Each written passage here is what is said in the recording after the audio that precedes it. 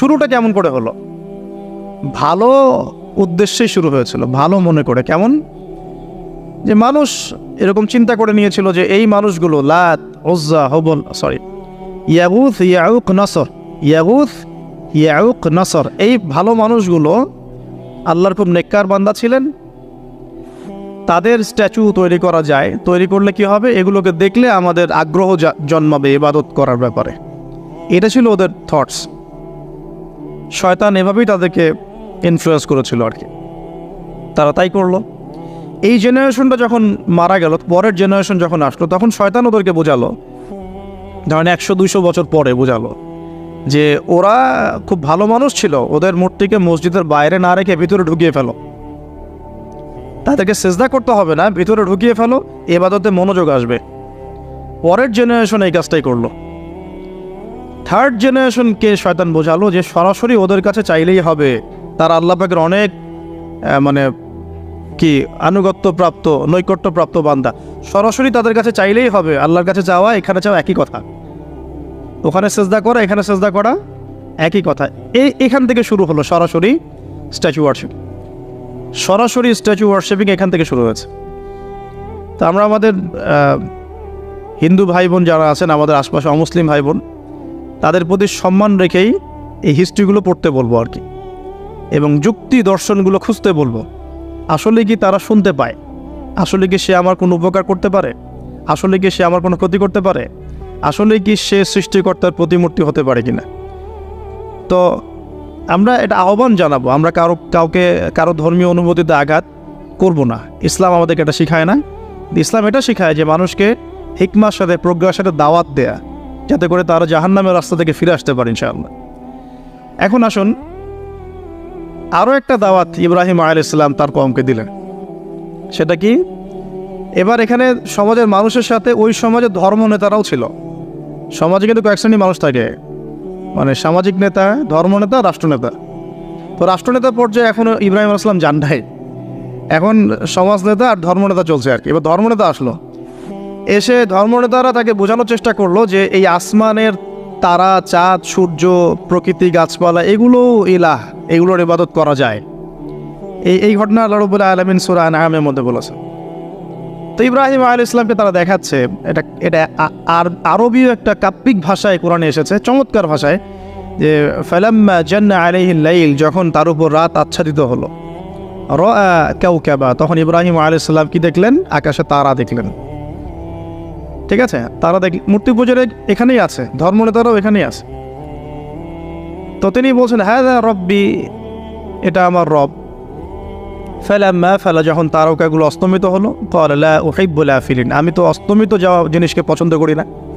রব তো অস্তমিত যাবে না, এখানেও যুক্তি লাগবে, তো আমার ফিলোসফি লাগবে, আমার এখানে দর্শন লাগবে, এখানে তো আমাকে প্রজ্ঞা দিয়ে বোঝাতে হবে। এটা তো অস্তমিত হয়ে গেল, এটা তো রব হতে পারে না। ফালাম্মা রাআল কামারা বাযিগান, যখন সে চাঁদকে দেখলো জলজল করছে একদম। আর এখনকার চাঁদ দেখা আগের চাঁদ দেখা তো এক না, এখন তো আমরা চাঁদের আলোই খুঁজে পাই না, তখনকার চাঁদ তো অন্যরকম।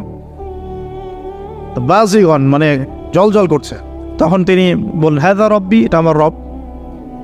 তখন ফালাম্মা ফালা, যখন এটাও অস্তমিত হয়ে গেল, তিনি বলছেন, লাইল্লাম ইয়াহদিয়ানি রব্বি লাকুনান্না মিনাল কওমিদ দাল্লিন, আল্লাহ যদি আমাকে হেদায়েত না দেন, তাহলে আমি এই দল্লিনদের অন্তর্ভুক্ত হয়ে যাব। ইব্রাহিম আলাইহিস সালাম বলছেন, ফালাম্মা রাআ শামসা বাযিগাতান, যখন এবার সূর্যকে দেখলেন দিনের বেলা, এটা তো আরো বড়। হাযা রব্বি হাযা আকবার, এটা আমার রব, এটা সবচেয়ে বড়। হাযা আকবার, এটা সবচেয়ে বড়। ফালাম্মা ফালাত, এটা যখন অস্তমিত হয়ে গেল, তখন তিনি বলছেন এই কথাটা যে, ইয়া কওমি ইন্নী বারিউম মিম্মা তুশরিকুন, হে আমার কওম, তোমরা যেগুলোকে দিয়ে আল্লাহর সাথে শরিক করছো, এখান থেকে আমি আমার চেহারাকে ফিরিয়ে নিলাম। সুবহানাল্লাহ। তখন তিনি এই কথাটা বলেন, ইন্নী ওয়াজ্জাহতু ওয়াজহিয়া লিল্লাযী ফাতারাস সামাওয়াতি ওয়াল আরদা হানিফাও ওয়া মা আনা মিনাল মুশরিকিন, আমি আমার চেহারাকে ফিরিয়ে নিচ্ছি এই আসমান সমূহ এবং জমিনের সৃষ্টিকর্তার দিকে, এবং আমি মুশরিকদের অন্তর্ভুক্ত নই। ইন্না সলাতি ওয়া নুসুকি ওয়া মাহইয়ায়া ওয়া মামাতি লিল্লাহি রাব্বিল আলামিন, আমার সালাত, আমার কুরবানি, আমার স্যাক্রিফাইস, আমার জীবন, আমার ফুল লাইফ, আমার মৃত্যু, সব কিছু কার জন্যে? জগৎসমূহের প্রতিপালক আল্লাহর জন্যে। লা শারীকা লাহু, তার কোনো শরিক নাই। ওয়া বিযালিকা উমিরতু, এই একনিষ্ঠভাবে তার ইবাদত করার জন্যই আমি আদিষ্ট হয়েছি। ওয়া বিযালিকা উমিরতু ওয়া আনা মিনাল মুসলিমিন, এবং আমি মুসলিমদের অন্তর্ভুক্ত। এই শুরু হলো এবার পুরো স্পষ্টভাবে তাওহীদের ঘোষণা দেয়া। তবে ইব্রাহিম আলাইহিস সালামের এক একটা পদক্ষেপ কি যৌক্তিক না, বৈজ্ঞানিক না, এবং অকাট্য প্রমাণ আছে না, এগুলোকে কিন্তু ভেদ করতে পারছে না তারা। এবার ইব্রাহিম আলাইহিস সালাম চিন্তা করলেন তারা এবার উচিত শিক্ষা দিতে হবে। তবে আগে বলে নেই, এই যে উচিত শিক্ষাটার কথা বলছে এটা আবার আপনারা খবরদার ভুলেও কোথাও দিতে যায়েন না, ঠিক আছে? এটা তো সময় আছে। ইব্রাহিম আলাইহিস সালামের সাথে নবী সাল্লাল্লাহু আলাইহি ওয়াসাল্লামের জীবনের মিলের কথা বলছিলাম। নবী সাল্লাল্লাহু আলাইহি ওয়াসাল্লাম মক্কা বিজয়ের আগে কি কখনো মূর্তির গায়ে হাত দিয়েছেন কিনা বলেন? দিয়েছেন? যখন মক্কা বিজয় হয়ে গেছে, পুরো স্টেটই আপনার, অথরিটি আপনার, তখন আপনি তো আপনার অ্যাকশন নিতেই পারেন, সেটা আপনার ব্যাপার। তখন আপনি কি করবেন? মুহাম্মদ সাল্লাল্লাহু আলাইহি ওয়াসাল্লাম কাবা ঘরে ঢুকে তখন মূর্তি ভেঙেছেন এবং বলেছেন ওয়াকুল জাআল হক ওয়া যাকাল বাতিল ইন্নাল বাতিলা কানা যাহুকা, তাই না? তো ইব্রাহিম আলাইহিস সালাম এবার শিক্ষা দেওয়ার চিন্তা করছেন। তিনি বলছেন যে যখন এরা মেলাতে যাবে, ওই উৎসবে যাবে, তখন আমি এদেরকে দেখে নিব। এটাও কুরআন চমৎকারভাবে বলেছে যে إذ قال لأبيه وقومه ماذا تعبدون أئفكا آلهة دون الله تريدون فما ظنكم برب العالمين فراغ إلى آلهتهم فقال ألا تأكلون। ইব্রাহিম আলাইহিস সালাম এবার যখন ওরা মেলায় চলে গেছে, যাওয়ার আগে আবার ইব্রাহিম আলাইহিস সালাম বলছিলেন যে ইন্নী সাকিম, আমি হচ্ছি অসুস্থ। আমি কি অসুস্থ? নজরা নজরাতান ফিন নুজুম, ইব্রাহিম আলাইহিস সালাম রাতের বেলা আকাশের দিকে তাকালেন একবার, তাকিয়ে ওদেরকে বললেন যে ইন্নী সাকিম, আমি অসুস্থ। এটা কৌশল, আমি অসুস্থ, এটা কৌশল। এই কৌশল আবার সব জায়গায় ঘাটাতে যায় না। তো এবার যখন তারা চলে গেল, ফারাগা ইলা আলিহাতিহিম ফাকালা আলা তাকুলুন, এবার তিনি ওই মূর্তিগৃহ যেটা ওদের, ওখানে ঢুকে বলছেন যে আলা তাকুলুন, তোমাদের কি হলো, খাচ্ছ না কেন? কাদেরকে বলছে এই কথা? মূর্তি, খাচ্ছ না কেন? আলা তাকুলুন। ফারাগা ইলা আলিহাতিহিম ফাকালা আলা তাকুলুন মা লাকুম লা তানতিকুন, কি হলো, কথা বলছো না কেন? মা লাকুম লা তানতিকুন, কি হলো, কথা বলছো না কেন? এবার ফারাগ আলাইহিম তরবাম বিল ইয়ামিন, এবার ইয়ামিন মানে ডান হাত, ডানাতে যা পেয়েছিলেন আর কি, তা দিয়ে সবগুলোকে ভেঙে চুরমার করে ফেলছে। ব্যাস, এবার ওরা যখন আসলো এসে বলছে যে আনতা ফাআলতা হাযা বিআলিহাতিনা ইয়া ইব্রাহিম, হে ইব্রাহিম, তুমি কি আমাদের উপাস্যদের সাথে এই কাজ করেছো? ইব্রাহিম বলছেন লা, না, লা আসলে কোরআনে নাই, নিজের মতো করে বললাম আরবি বলতে বলতে, বাল ফাআলাহু কাবীরুহুম হাযা, বরং এই বড়টা এই কাজ করছে। এর মধ্যে সবচেয়ে বড় যেটা আছে এই ব্যাটার কাজ, আমি করি নাই, আমি তো করি নাই। তখন ওরা তো এটা তো হতভম্ব হয়ে গেল, যে সে বলছে যে তুমি তো জানো, তুমি তো খুব ভালো করেই জানো যে তারা কথা বলতে পারে না, নড়াচড়া করতে পারে না, কিছুই করতে পারে না। তখন তিনি বললেন তাহলে তোমরা কেন এমন ইলাহের উপাসনা করো যে কথাও বলতে পারে না, শুনতেও পারে না, দেখতেও পারে না, তোমার উপকারও করতে পারে না, ক্ষতিও করতে পারে না।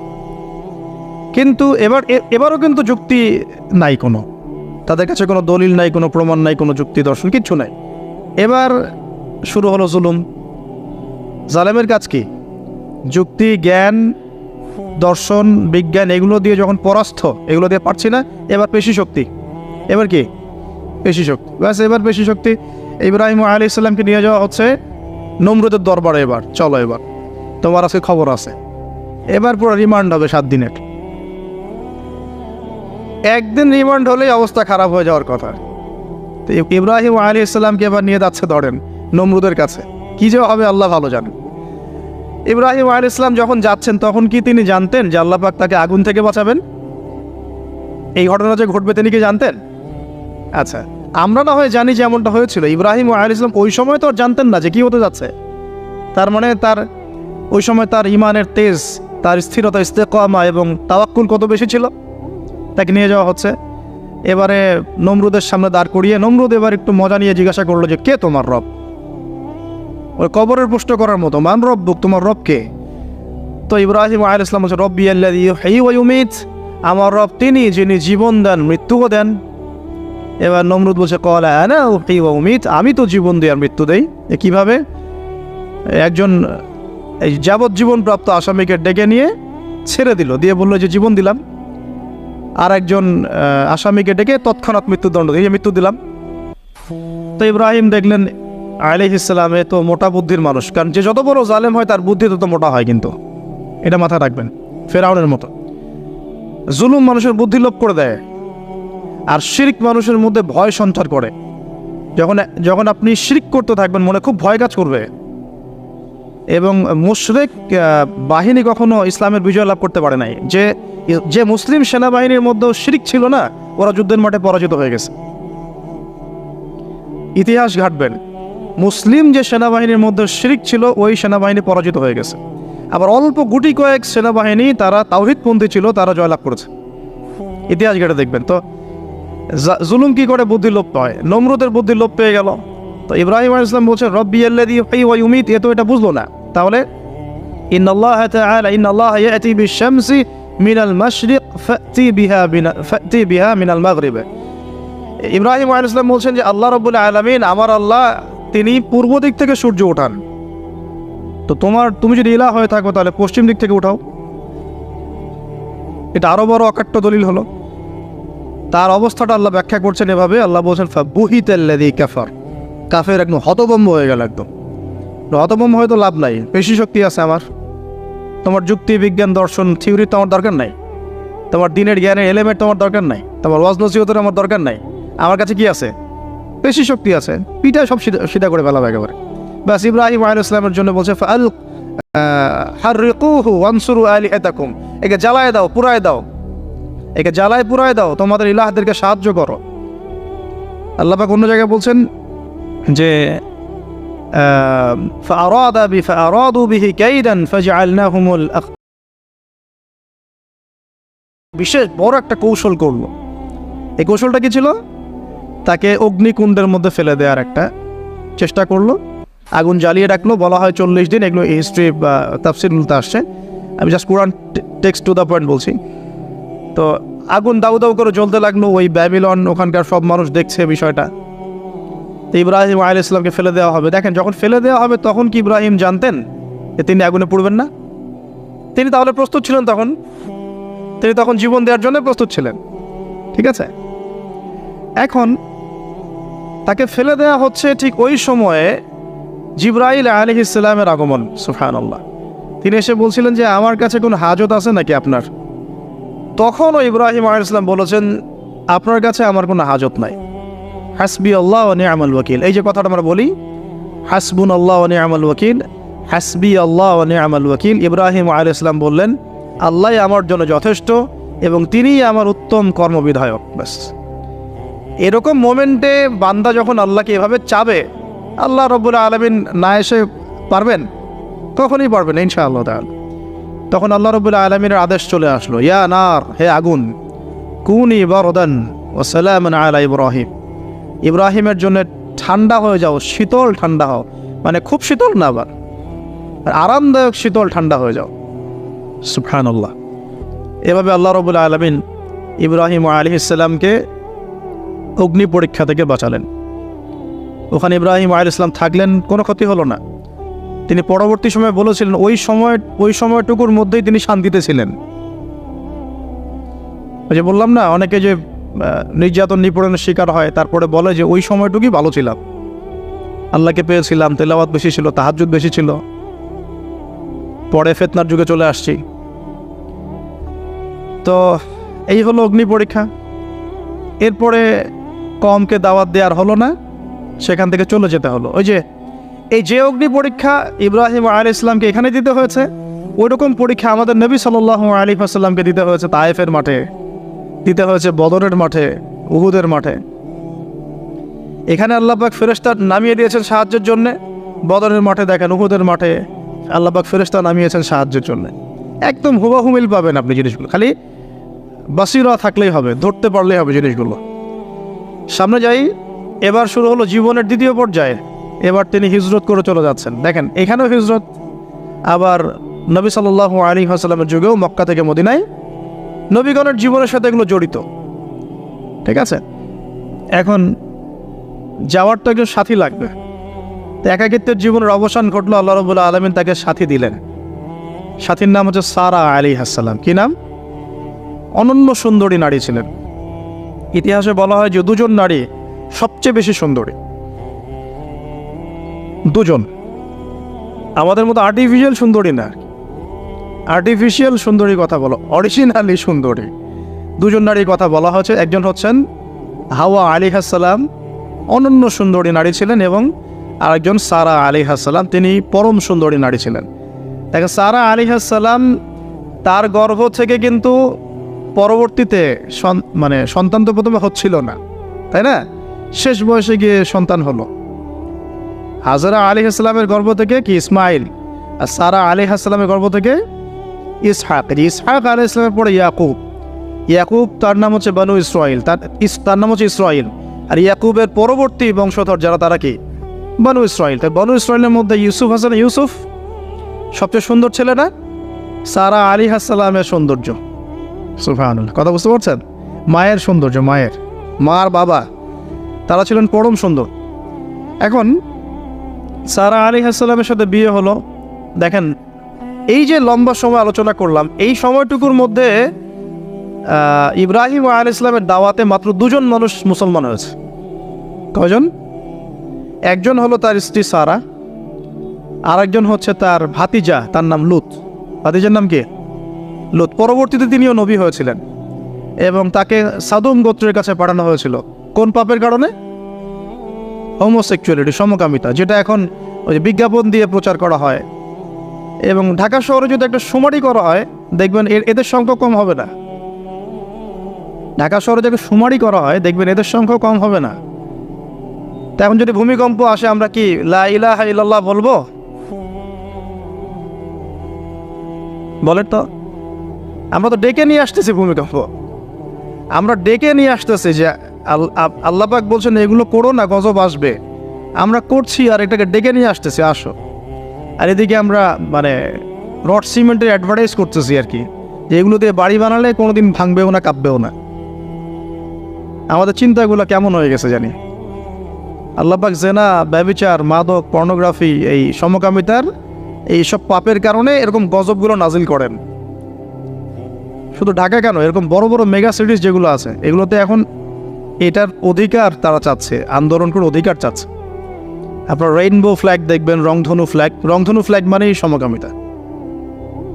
অ্যাডভার্টাইজ দিয়ে দিয়ে, পোস্ট দিয়ে দিয়ে এখন মানুষ, আগে যেমন মেয়েরা বাসায় গিয়ে গিয়ে কিছু সার্ভিস দিত না, খারাপ সার্ভিসের কথা বলছি আর কি, এখন এভাবে ছেলেকে সার্ভিস দেওয়ার জন্য ডাকতেছে। এটা কোনো গাল গল্প করছি না, এটা বাস্তবতা। যদি আমাকে বলেন যে আপনি চোখের সামনে প্রমাণ দেন, আমি দিতে পারবো না। যদি আপনি আমাকে 1 মাসের জন্য অথরিটি দেন ঢাকা শহরে, তাহলে দিতে পারবো উইদিন 1 মাসের মধ্যে। এখন যদি আমাকে বলেন আমার চোখের সামনে এনে দেন, আমি দিতে পারবো না। তো আমি তাত্ত্বিকভাবে পড়ে অনলাইনে দেখছি। যদি বলেন যে 1 মাসের অথরিটি আপনাকে দিলাম, খুঁজে বের করে দেন, 7 দিন লাগবে না ইনশাআল্লাহ। তো কথা হচ্ছে এটাই, যে এই যে সাদুম গোত্রের কাছে পাঠানো হচ্ছে লূত আলাইহিস সালামকে সমকামিতার পাপের কারণে, পরবর্তীতে এই কমটাকে ধ্বংস করা হয়েছে। আল্লাহ পাক এমনভাবে ধ্বংস করেছেন যেটা ইতিহাসে কখনো করেন নাই। তাদের পাখা দিয়ে আল্লাহ পাক মাটিকে উপরে তুলে আবার উল্টা দিকে দাফন করে দিয়েছেন, আকাশ থেকে পাথর বর্ষণ করেছেন। এখন এইটা যদি সারা বিশ্বে ছড়িয়ে পড়ে, তাহলে ওই রকম শাস্তি আবার আসবে না? স্বাভাবিক না? এটা আসতে পারে। আর এটার মূল কেন্দ্র হচ্ছে পশ্চিমা সভ্যতা। এখান থেকে সারা দুনিয়ায় ছড়িয়ে পড়তেছে। বাংলাদেশের মতো মুসলিম কান্ট্রিতেও দিন দিন সমকামিতা বাড়ছে। আমাদের বোনদের, আমাদের ভাইদের, গার্ডিয়ানদের অনেক বেশি সচেতন থাকা দরকার। কোনো কোনো ক্ষেত্রে মাদ্রাসার মধ্যেও দেখা গেছে এগুলো, হিপসখানাতেও দেখা গেছে এগুলো। পর্নোগ্রাফির কারণে এগুলো হচ্ছে, পর্নোগ্রাফির কারণে মানুষের রুচি বিকৃত হচ্ছে, এবং সে নারী, পুরুষ, গরু, ছাগল, হাঁস, মুরগি কোনো কিছুর তোয়াক্কা করছে না আর। কয়েকদিন পরে এটাও যদি দেখেন, অবাক হবেন না যে মানুষ পশু পাখির সাথে জেনা করতেছে। এটাও যদি দেখেন, আমি অ্যাটলিস্ট অবাক হব না। ধাপ ছিল একটা, প্রথমে মানুষ কি করতো? অবৈধ প্রেম করতো, এই সম্পর্কে জেনা করতো, পরে পরকীয়া শুরু করলো, তারপরে এখন সমকামিতা শুরু হলো, সমকামিতার পরে এখন চাইল্ড অ্যাবিউজিং শুরু হয়েছে, বাচ্চা কাচ্চাদেরকে রেপ করা হচ্ছে, ছোটো ছোটো মেয়েদেরকে, ছোটো ছোটো বাচ্চাদেরকে, ইভেন ছোটো ছোটো ছেলেদেরকেও। এরপরে যদি গবাদি পশুর সাথে জেনা করতে দেখেন, অবাক হওয়ার কিচ্ছু নেই, কিচ্ছু নেই অবাক হওয়ার। এখন বলেন আমরা শাস্তির দ্বার প্রান্তে আছি না? অ্যাটলিস্ট আমরা যারা দিনকে ভালোবাসি, আমাদের একটা আইডিওলজি ফলো করি, নৈতিকতার কথা বলি, আমরা আমাদের পরিবার, আমাদের ভাই বোন, আমাদের ছেলে মেয়ে, তাদের প্রতি আমাদের খুব সতর্ক দৃষ্টি রাখতে হবে, সর্বোচ্চ সতর্ক থাকতে হবে। আর আমাদের দিনী বোনদেরকেও রিকোয়েস্ট করবো আমরা, যে ভাইদেরকেও তো বলি, বোনদেরকেও বলছি, বিয়ের আগে কোনো প্রকার অবৈধ সম্পর্ক নেই, বিয়ের আগে কোনো প্রকার অবৈধ কোনো সম্পর্ক না। আর এখন অমুসলিম ছেলে আর মুসলিম মেয়ে প্রেম করতেছে, এগুলোকে নিয়ে অনলাইনে অনেক লেখালেখি হচ্ছে, দেখলাম কয়েকদিন আগে। তো কিছু বোন আমাকে রিকোয়েস্ট করেছিলেন যে একটু আপনার মুখ দিয়ে যদি মানুষ জানতে পারে এটা, যে কোনো অবস্থাতেই মুসলিম মেয়ে কোনো অমুসলিম ছেলের সাথে প্রেম করতে পারে না। মুসলমান ছেলের সংখ্যা কম হয়ে গেল, যে বিয়ে করার জন্য মুসলমান ছেলে খুঁজে পাওয়া যাচ্ছে না। পরবর্তীতে তারা সেই মুসলিম বোনের ইজ্জত নষ্ট করে তাকে গর্ভবতী করে দিয়ে ভেঙে যাচ্ছে। এটা ওদের একটা মিশন। আর ওদের মিশনের কথা আমি পরে বলবো। আর আমি মুসলিম মেয়ে হয়ে কেমন করে একটা অমুসলিম ছেলের সাথে প্রেম করতে পারলাম? আমার বাসার মুসলিম মেয়ে কেমন করে একটা অমুসলিম ছেলের সাথে প্রেম করতে পারে? এটা তো আমাকে আগে ফাঁসির কাজটা ঝোলানো দরকার, আগে বিচারটা তো আমার করা দরকার আগে। তা আমরা আমাদের দিনী বোনদেরকে সর্বোচ্চ সতর্ক করব। জীবন চলে গেলেও ফিরে আসতে পারে না? আল্লাহর হাতে তো মানুষ অনেক সময় জীবন মৃত্যুর সন্ধিক্ষণে থাকে না, আল্লাহ পাক ফিরিয়ে বাঁচিয়ে দেন না। ইজ্জত চলে গেলে কখনো ফিরে আসে না, ইজ্জত চলে গেলে ফিরে আসে। আল্লাহ আমাদেরকে বোঝার তৌফিক দান করুন। হিজরতের পালা শুরু হলো, সাথীকে মাত্র দুজন। কয়জন বলেন তো? এখন কয়জন সাথী মুসলিম? দুজন, সারা আলাইহিস সালাম এবং লূত আলাইহিস সালাম। এবার হিজরতের পথে একটা ঘটনা আছে। হিজরতটা হয়েছে কোথায়? ব্যাবিলন থেকে কেনানে। কোথায়? কেনান কোন জায়গা? এটা শামের অন্তর্ভুক্ত একটা জায়গা। শাম মানে শুধু সিরিয়া নয়, বরং এটার একটা বড় ব্যাপ্তি আছে। প্যালেস্টাইন, জেরুজালেম এর অদূরেই শামের মধ্যেই, প্যালেস্টাইন জেরুজালেমের অদূরেই এই কেনান একটা জায়গা ছিল। এখানে খালিল নামে একটা জায়গা এখনও আছে। কি নামে? খালিল, বর্তমান নাম খালিল। ইব্রাহিম আলাইহিস ইসলামকে কি বলা হয়? খালিলুল্লাহ, আল্লাহর খালিল। ওই নামটা কিন্তু এখনও এখানে আছে আর কি। এখানে হিজরত করা হয়। তারপরে এখানে থাকতে লাগলেন তার স্ত্রী সারা আলাইহিস সালাম। এক সময় ওই এলাকায় একটু দুর্ভিক্ষ দেখা দিল। তখন তারা মিশরের দিকে যাচ্ছিলেন খাবারের সন্ধানে। যাওয়ার সময় সেখানে একটা রাজা ছিল। রাজাটা লম্পট টাইপের। লম্পট রাজা বোঝেন কিনা? যারা নারীর নেশা খুব আর কি, যে মেয়েকেই দেখে তাকে তুলে নিয়ে যায়। এগুলো নতুন পাপ না। ইতিহাসে যেগুলো দেখতে এখন যেগুলো হচ্ছে, এগুলো হিস্ট্রিতে ছিল, আগেও ছিল। কোরআনে এগুলো সবগুলোকে কেন ব্যাখ্যা করা হয়েছে? কারণ শেষ জামানায় শেষ নবীর উম্মতে এগুলো সবই হবে। শেষ নবীর উম্মতের সময় এই সবগুলো রিপিট হবে, কারণ আল্লাহ পাক সব জানিয়ে দিয়েছেন আমাদেরকে কি হয়েছিল আগে। আমরা হচ্ছে সামারি, পাপের সামারি।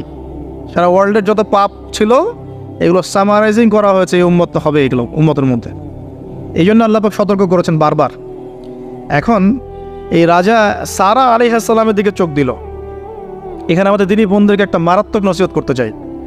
এটা আমি পড়ছিলাম যখন গত 3 দিন থেকে, আমি 2 বার এখানে পড়তে পড়তে থেমে গেছে। সারা আলাইহিস সালামকে যখন কিডন্যাপ করা হয়েছে, তখন দুটো কাজ হয়েছে এখানে। এক, ইব্রাহিম আলাইহিস সালাম সাথেই তিনি নামাজে দাঁড়িয়ে গেছেন। ইব্রাহিম আলাইহিস সালাম কী করেছেন? নামাজে দাঁড়িয়ে গেছেন। আর সারা আলাইহিস সালামের দিকে যখন হাত বাড়াচ্ছে এই আপনার লম্পট বাদশা, সারা আলাইহিস সালাম সময় চেয়েছেন যে আমি নামাজ পড়ব, আমাকে নামাজ পড়ার ব্যবস্থা করে দেওয়া হোক। সারা আলাইহিস সালাম অজু করে এসেছেন, অজু করে নামাজে দাঁড়িয়েছেন। দাঁড়িয়ে 2 রাকাত নামাজ পড়ে আল্লাহর কাছে দোয়া করেছেন, আল্লাহুম্মা ইন কুনতা তা'লাম, হে আল্লাহ আপনি যদি জানেন যে ইন্নী কদ আহসানতু ফারজি ইল্লা যাওজি, আমি আমার লজ্জাস্থানকে হেফাজত করে রেখেছিলাম, সতীত্বকে কখনো নষ্ট করিনি, শুধু আমার স্বামীর হক আমি স্বামীকে দিয়েছি। মানে আমি আমার স্বামী ছাড়া অন্য কারো কাছে আমার সতীত্ব নষ্ট করি নাই। যদি আপনি এটা জেনে থাকেন, আল্লাহ ফানসুরনি, আল্লাহ আপনি আমাকে সাহায্য করেন, ওয়ালা তুসমিত আলাইয়া হাদাল কাফের, আমার উপরে এই কাফেরকে আপনি বিজয়ী করেন না। এই দোয়াটা দিনী বোনরা মুখস্থ করে রাখতে পারেন, কারণ অনেকেই চলতে ফিরতে উঠতে বসতে অনেক রকম হ্যারাসমেন্টের শিকার হন। যদি আপনি সতীত্ব রক্ষা করে চলতে পারেন, তখন আল্লাহর কাছে দোয়া করবেন, আল্লাহ আপনি যদি জেনে থাকেন আমি আমার সতীত্ব রক্ষা করেছি, আমি অনেস্ট, আমি আমার সতীত্ব রক্ষা করেছি, কারো সামনে আমি আমার সতীত্ব নষ্ট করি নাই, আল্লাহ আপনি এই জালেমের এগেনস্টে, এই কাফের এগেনস্টে, এই ফাসেকের এগেনস্টে আমাকে সাহায্য করেন। এই দোয়া করার সাথে সাথেই এই বাচ্চার হাতটা অবশ হয়ে গেছে, হাত আর আগাচ্ছে না, হাত প্যারালাইজ হয়ে গেছে, পড়ে গেল সে। তখন আবার তিনি দোয়া করছেন সারা আলাইহিস সালাম, আল্লাহ এখন যদি সে মারা যায়, তার মানুষ মনে করবে আমি মেরে ফেলছি। তখন আল্লাহ পাক তাকে ছেড়ে দিলেন, ভালো হয়ে উঠলো। আবার ওই যে বললাম, পশুর স্বভাব তো কখনো ঠিক হয় না, আবার হাত দেওয়া চেষ্টা করলো, আবার অবশ হয়ে গেল। এভাবে 3-4 বার চেষ্টা করেছে। এরপরে যখন পারছে না, তখন সে বলছে যে আমার সামনে কোন শয়তানকে তোমরা নিয়ে আসছো, সে তার ভাষায় বলছে আর কি, আমার সামনে কোন শয়তানকে হাজির করছো, একে নিয়ে যাও আমার সামনে থেকে। তো ছেড়ে দিল। তারপরে সাথে হাজারা আলাইহিস সালামকেও মানে হাদিয়া হিসেবে দিয়ে দিয়েছে, একে নিয়ে যাও। এবার হাজারা আলাইহিস সালাম, সারা আলাইহিস সালাম, ইব্রাহিম আলাইহিস সালাম কেনানে চলে আসলেন। এখন সারা আলাইহিস সালাম তো ভাবছেন তিনি বন্ধা, তিনি ভাবছেন যে আমার সন্তান হচ্ছে না। তখন ইব্রাহিম আলাইহিস সালামের বয়স প্রায় 86 বছর। কত বছর? তা সারা আলাইহিস সালামের বয়স প্রায় 70। তো 70 বছর হয়ে গেছে একটা মহিলার, মনে করেন বাচ্চা কাচ্চা হয়নি, তাহলে তো তার মনে হবে যে আমার মনে হয় বাচ্চা কাচ্চা হবে না, আমার সন্তানের, আমার মানে স্বামীর তো বংশ বাড়ছে না, তো বংশ রক্ষার স্বার্থে আমি তাকে একটা বিয়ে দেওয়ার চেষ্টা করছি। তখন হাজারা আলাইহিস সালামের সাথে তার বিয়ে দেওয়া হয়। এই হলো সেকেন্ড ওয়াইফ। এখনকার পশ্চিমা সভ্যতা অবশ্য আমাদেরকে শেখায় যে একজন নোবেল মানুষ আর কি, মানে a noble man can not marry মানে টুয়াইস থার্ড, এটা শিখায় যে একজন ভালো মানুষ একাধিক বিয়ে করতে পারে না। এটা নোবেলরা মানে ইয়ারা পশ্চিমারা শিখায়। অনেক কথা বলতে পারে যে হ্যাঁ আমি সুন্দর মতো থাকবো, চলবো, ইনসাফ করতে দিব, সব ওকে, কিন্তু যখন অধিকার সব সমান হয়ে যাবে তখন দেখবেন যে মারাত্মক অবস্থা। তো যদি আপনার ভিতরে তাকওয়া, পরহেজগারিতা এবং শক্তিশালী অবস্থা না থাকে, তাহলে নিজেই দিন থেকে বিচ্যুত হয়ে যেতে পারে। তো এই জন্য দরকার নেই। আল্লাহ রাব্বুল আলামিন যদি নেককার স্ত্রী দান করেন সারা আলাইহিস সালামের মতো, তাকে নিয়ে সন্তুষ্ট থাকেন, ব্যাস। এখন যাই সামনে। এবার বিয়ে হয়ে গেল, কিসের উদ্দেশ্যে দেওয়া হয়েছে? সন্তান।